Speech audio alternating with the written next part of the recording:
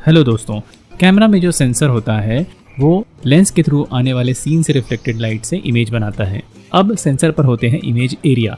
जैसे कि अगर मैं निकॉन D7500 की बात करूं तो यहाँ पर एक DX फॉर्मेट और एक 1.3x क्रॉप मोड होता है। आइए जानते हैं दोनों में फ़र्क क्या है और कौन सा कब इस्तेमाल करना है।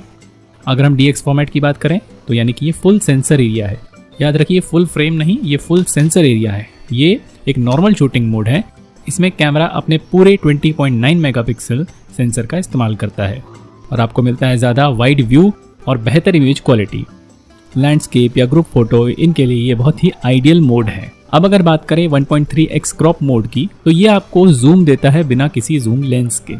जब आप इमेज एरिया को 1.3x पर सेट करते हैं तो कैमरा सेंसर के सेंटर के हिस्से को ही यूज़ करता है, यानी कि और भी ज़्यादा क्रॉप कर देता है। इसका मतलब आपका सब्जेक्ट 1.3 गुना और जूम में आ जाता है बिना किसी नए लेंस को लगाए। इसे आप ऐसे समझें कि इफेक्टिव फोकल लेंथ बढ़ जाती है। मान लीजिए अगर आप एक 200 mm लेंस का यूज़ कर रहे हैं तो ये मोड उसे लगभग 260 mm जैसा बना देता है। लेकिन ये ध्यान रखने वाली बात है कि जैसे कि इमेज एरिया छोटा हो गया है तो इमेज का रिजोल्यूशन भी घट जाता है, लगभग 15 मेगापिक्सल के आसपास रह जाता है।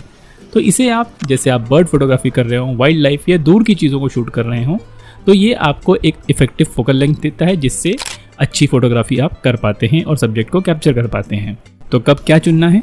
DX मोड जब चाहिए वाइड और फुल क्वालिटी फ़ोटो, और 1.3x मोड जब ज़रूरत हो ज़्यादा रिच और टाइट फ्रेम की।